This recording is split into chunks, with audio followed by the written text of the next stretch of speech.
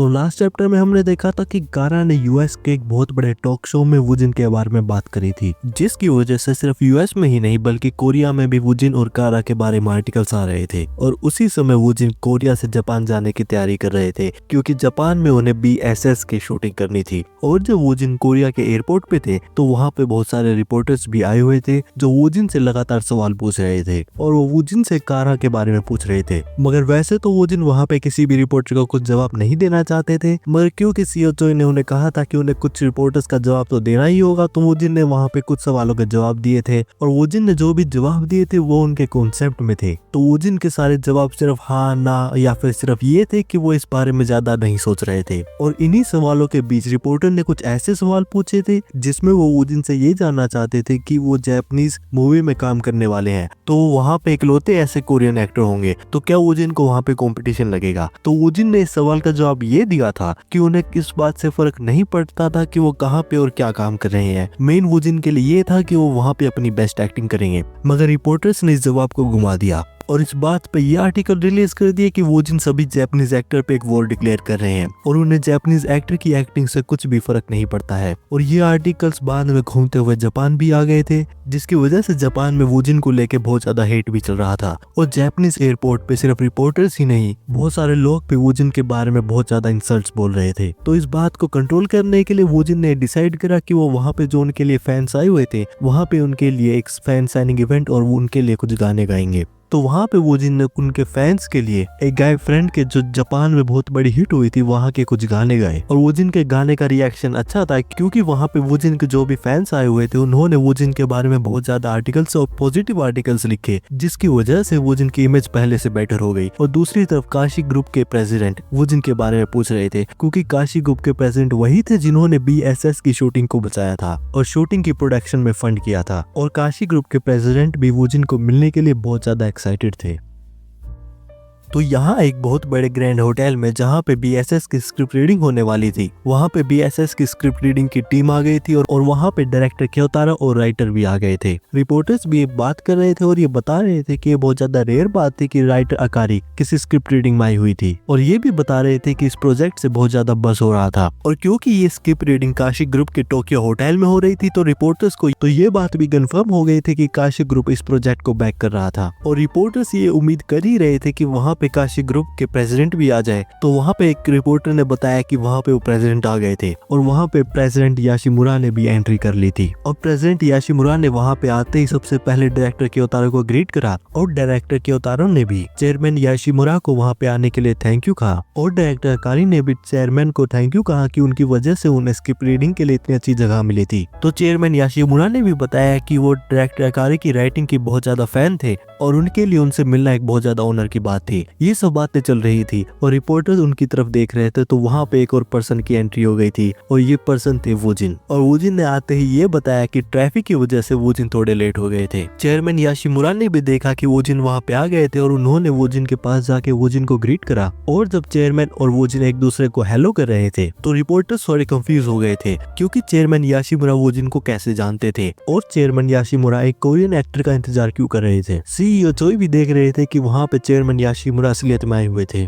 और अब सीईओ चोई को भी यकीन हो गया था कि जैसा उन्हें लग रहा था कि चेयरमैन याशिमुरा और इस फिल्म का एक कनेक्शन था। मगर सीईओ चोई ये भी सोच रहे थे कि वहाँ पे चेयरमैन याशिमुरा वुजिन का इंतजार क्यों कर रहे थे। और जब वुजिन चेयरमैन याशिमुरा से मिले थे तो उन्हें ऐसा लग रहा था कि उन्होंने चेयरमैन याशिमुरा को कहीं देखा था। और वुजिन को ये भी लग रहा था कि चेयरमैन याशिमुरा प्रोडक्शन टीम के एक स्टाफ मेंबर थे, मगर वो उनसे बात करना क्यों चाहते थे। तो वुजिन ने भी चेयरमैन याशिमुरा को बताया कि वो ट्रैफिक की वजह से लेट हो गए थे और उन्होंने अपने आप को इंट्रोड्यूस करा। चेयरमैन याशिमुरा ने भी बताया कि वुजिन की जापानीज बहुत ज्यादा अच्छी थी और ये भी बताया जब उन्होंने वुजिन को टीवी पे साइन लैंग्वेज का इस्तेमाल करते हुए देखा तो उन्हें वो देख के भी बहुत ज्यादा अच्छा लगा। और जब वुजिन ने साइन लैंग्वेज सुना तो उन्हें ऐसा लगा कि चेयरमैन ने वुजिन को जापानीज टॉक शो पे देखा था। और फिर चेयरमैन याशिमुरा ने वुजिन के पास आके उनके कान में ये कहा उनके ग्रैंडसन वुजिन के बहुत बड़े फैन है और वुजिन उनके ग्रैंडसन के एक ड्रीम बन चुके हैं और वुजिन की वजह से उनके ग्रैंडसन सन की पूरी लाइफ चेंज हो गई थी। और चेयरमैन याशिमुरा ने वुजिन से ये भी कहा कि वो वुजिन से बहुत ज्यादा थैंकफुल थे क्योंकि चेयरमैन याशिमुरा के लिए उनके ग्रैंडसन सब कुछ थे। ये बातें सुन के वुजिन बहुत ज्यादा कंफ्यूज हो गए थे क्योंकि ये बातें चेयरमैन याशिमुरा कह तो रहे थे मगर वुजिन को इन बातों का कुछ भी मतलब नहीं पता था और इन बातों का कोई भी कॉन्टेक्स्ट नहीं पता था। उसके बाद वहाँ पे डायरेक्टर क्योतारो भी आ गए थे और डायरेक्टर क्योतारो ने वुजिन को ये बताया कि वो जिस इंसान से बात कर रहे थे वो काशी ग्रुप के चेयरमैन थे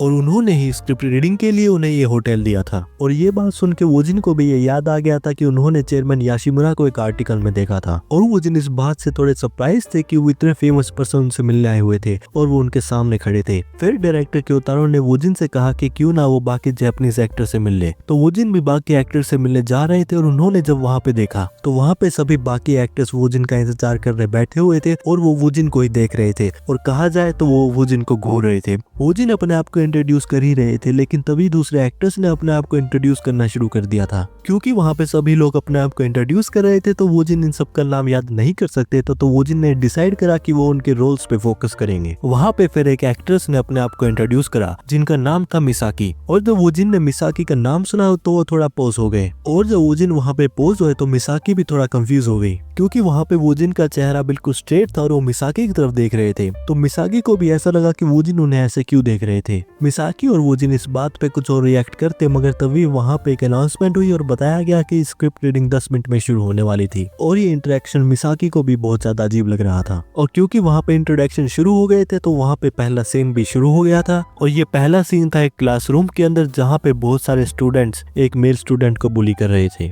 और this strange sacrifice of A stranger के अडेप्टेड वर्जन में जो कि एक रिवेंज ड्रामा है जिसके मेन कैरेक्टर कियोशी है जो कि वुजिन प्ले कर रहे हैं। और कियोशी को स्कूल में बहुत ज्यादा बुली करा जाता है क्योंकि वो स्कूल में ज्यादा किसी से नहीं बोलते मगर कियोशी ने कभी भी किसी बुलिंग का रिएक्ट नहीं करा और कियोशी एक तरह से एक टूटे हुए रोबोट की तरह ही बिहेव करते हैं और उसी वजह से बुलिंग और ज्यादा बढ़ रही थी। फिर उसके बाद वहाँ पे एंट्री होती है एक फीमेल स्टूडेंट की जो कि एकलौती ऐसी स्टूडेंट थी जिन्होंने कियोशी को बुलिंग से रोका था जो कि एक ट्रांसफर स्टूडेंट थी जिनका नाम मिसाकी था। और मिसाकी ऐसी पहली स्टूडेंट थी जिन्होंने कियोशी से पूछा था कि क्या वो ठीक थे मगर जब मिसाकी ने वुजिन की तरफ देखा तो मिसाकी के एक्सप्रेशन बिल्कुल वैसे ही थे जो वुजिन स्क्रिप्ट रीडिंग से पहले मिसाकी की तरफ देखते हुए कर रहे थे। तो मिसाकी को रियलाइजेशन हुई कि जब वो पहले वुजिन से मिली थी तो वुजिन उस समय कियोशी के कैरेक्टर में थे और वुजिन मिसाकी की तरफ ऐसे देख रहे थे जैसे कियोशी मिसाकी की तरफ देखते हैं। मगर मिसाकी इस बात से हैरान थी क्योंकि वुजिन ने अपने एक्सप्रेशंस बहुत जल्दी बदल लिए थे और किसी ने भी ये नोटिस नहीं करा था। तो इसके बाद कियोशी ने बताया कि वो ठीक थी और भले ही मिसाकी कियोशी से अलग थी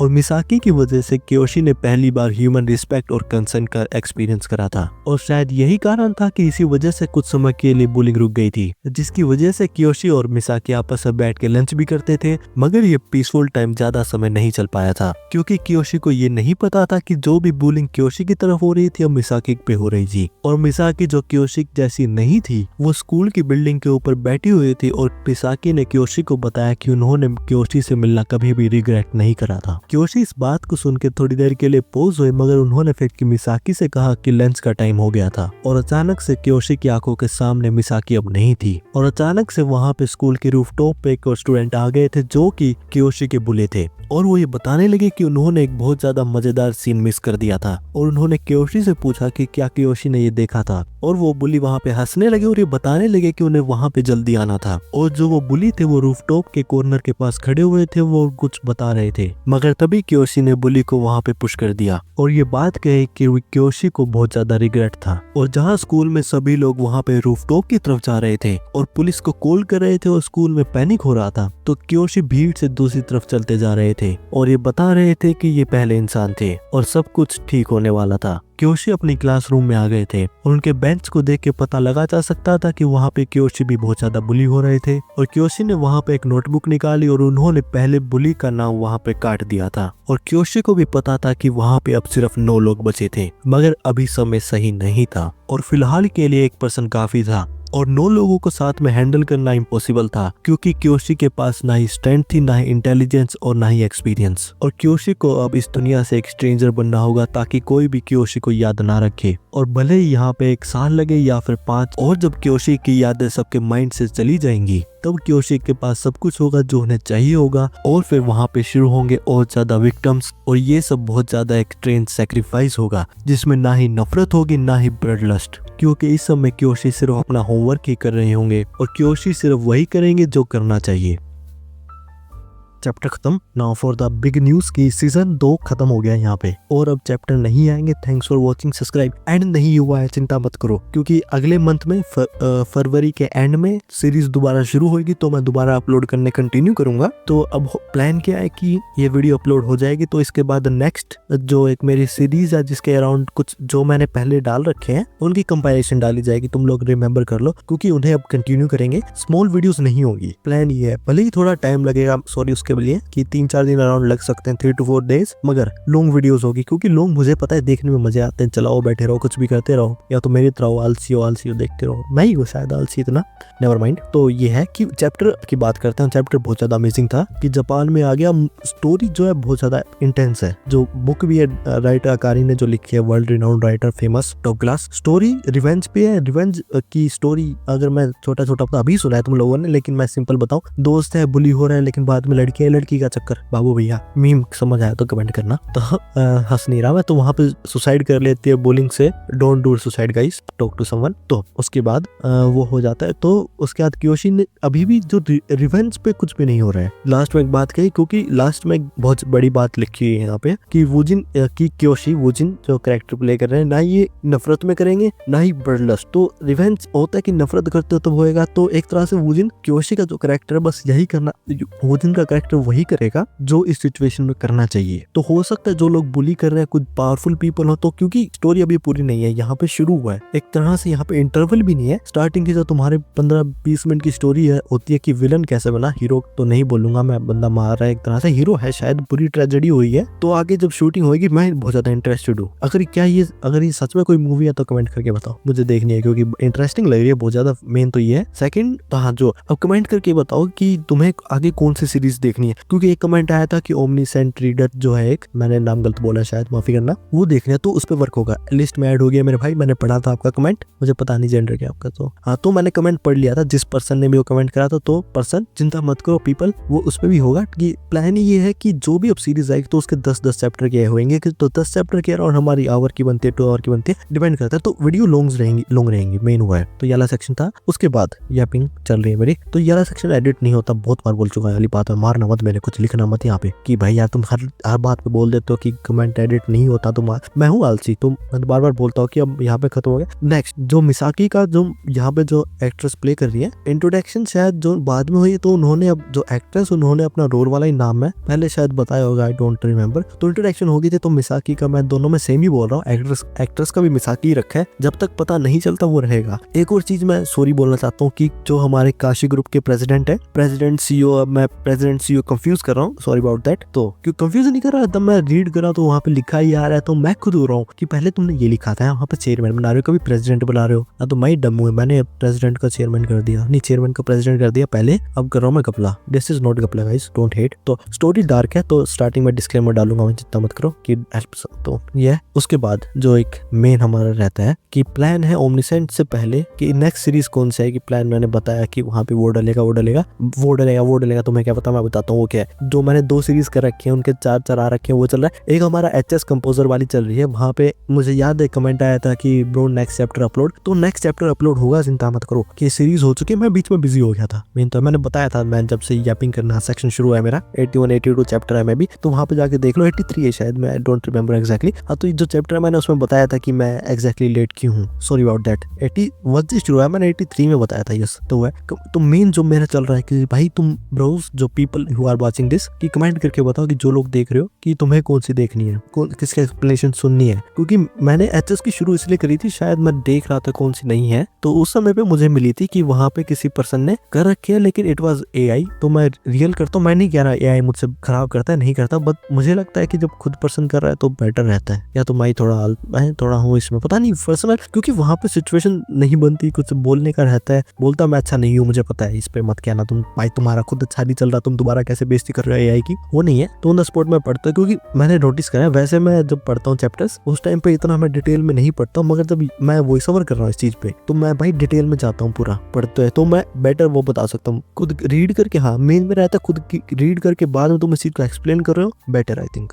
तो यह तो थैंक्स फॉर वॉचिंग, सब्सक्राइब। इसका हाँ मेन जो बिगेस्ट नोटिस ऑफ ऑल इसकी आएगी 1 से लेके 85 चैप्टर की लॉन्ग वाली। अगर किसी के बीच में कुछ रह गया हो या फिर जिंदगी के 3-4 दिन के में तुम्हें लग रहा हो कि मेरा 2-3 दिन का प्लान नहीं है, बिस्तर में रजाई में बैठे रहना है, कंबल में बैठे रहना है, मुझे नहीं पता तुम कौन सी स्टेट से देख रहे हो, तो स्टेट कमेंट करके बता दो, इस हिसाब से देख लेंगे। तुम बैठे हो कुछ टाइम पास चल रहा है, क्या करना है तो यहाँ पे बता देना, वो वीडियो देखना। बस 2-3 दिन की रेंडर होने में 3 दिन लगाएगी, मेन ये है मेरा प्रॉब्लम, ये चल रही है। Okay bye, subscribe.